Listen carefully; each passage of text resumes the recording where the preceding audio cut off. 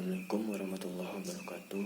Perkenalkan, nama saya Muhammad Fatani Arnaldi dengan NIM 2522132, kelas PTK 2D.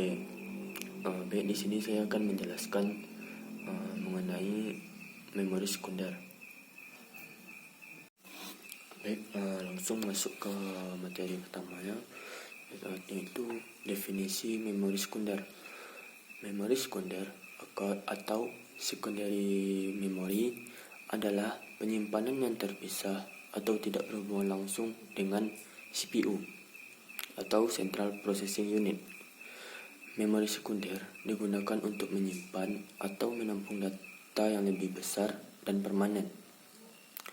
Bisa juga dikatakan sebagai backup dari memori utama.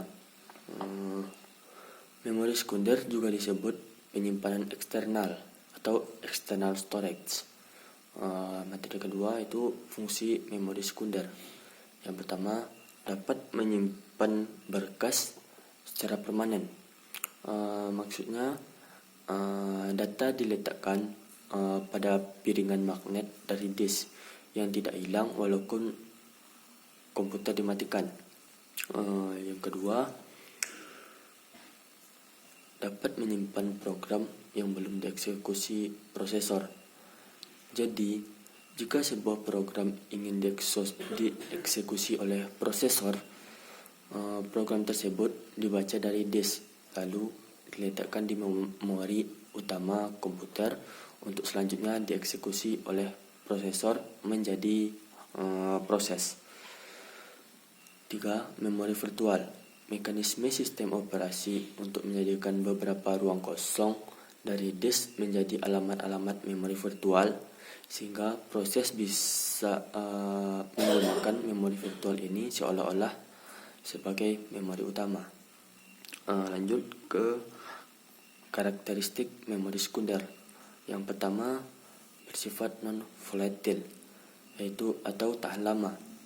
Walaupun komputer dimatikan, data-data yang disimpan di penyimpanan sekunder tidak hilang.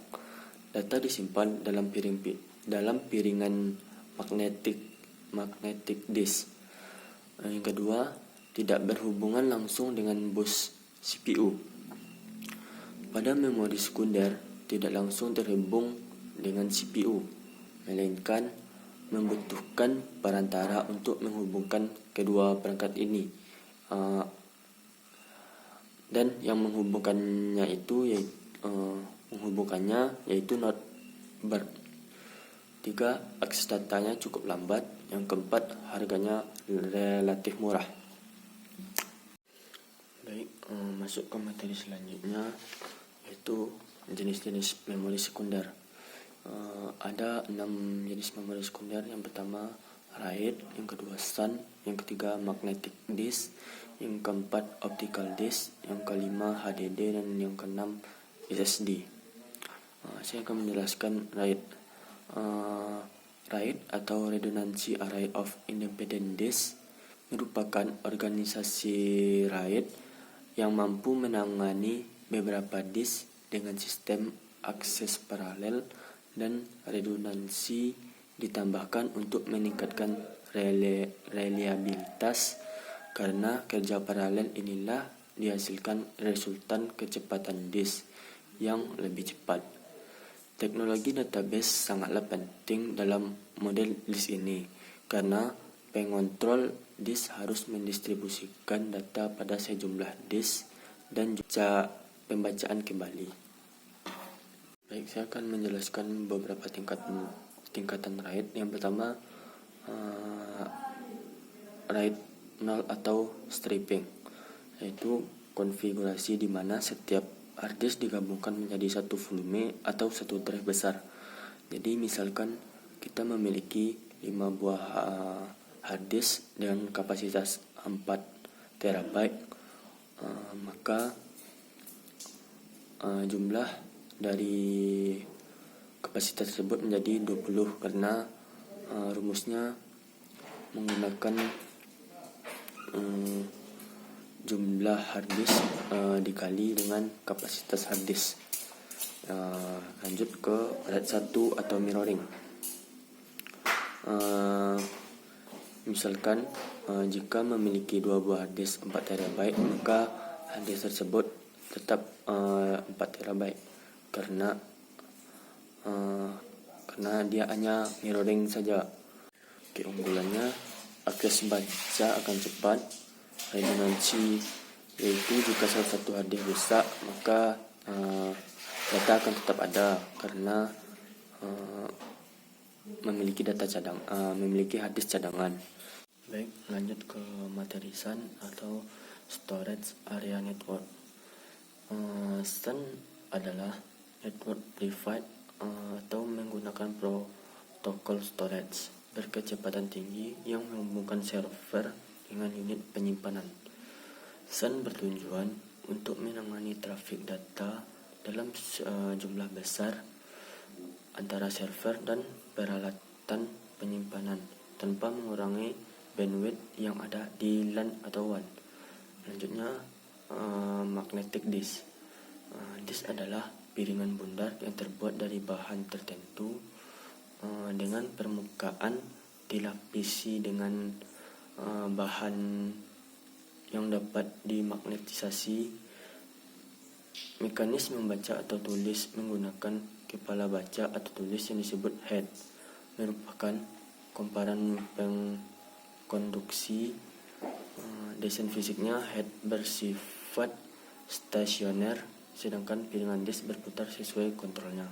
Selanjutnya, optical disk atau memori optik. Optik disk terbuat dari bahan-bahan optik seperti polikarbonat dan dilapisi permukaan yang sangat reflektif seperti aluminium, contohnya CD dan DVD. Selanjutnya, magnetic tape. Magnetic tape merupakan contoh pertama dari memori sekunder. Pita ini digunakan sebagai perangkat masukan dan keluaran atau input dan output, di mana data dikirim dari pita ke prosesor dan data diambil dari prosesor kemudian disimpan pada pita yang lainnya. Selanjutnya, HDD atau hard disk device. HDD adalah perangkat keras atau hardware yang berguna sebagai media penyimpanan data komputer. Hard disk adalah komponen perangkat keras yang menyimpan semua konten digital, dokumen, foto, musik, video, program, referensi aplikasi, dan lain-lain.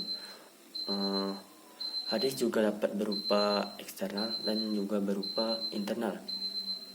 Kemudian lanjut ke SSD atau Solid State Drive. SSD adalah perangkat penyimpanan dengan rancangan sirkuit terintegrasi untuk menyimpan data. Perangkat SSD menggunakan memori flash dan berguna sebagai penyimpanan pendamping atau sekunder selain hard disk. Secara umum, SSD merupakan penyimpanan generasi baru yang digunakan untuk PC maupun laptop. Kini, SSD menggantikan hard disk mekanis tradisional yang kinerjanya terasa lebih cepat. Dibandingkan disk lain, SSD dapat meningkatkan performa komputer karena akses baca rendah.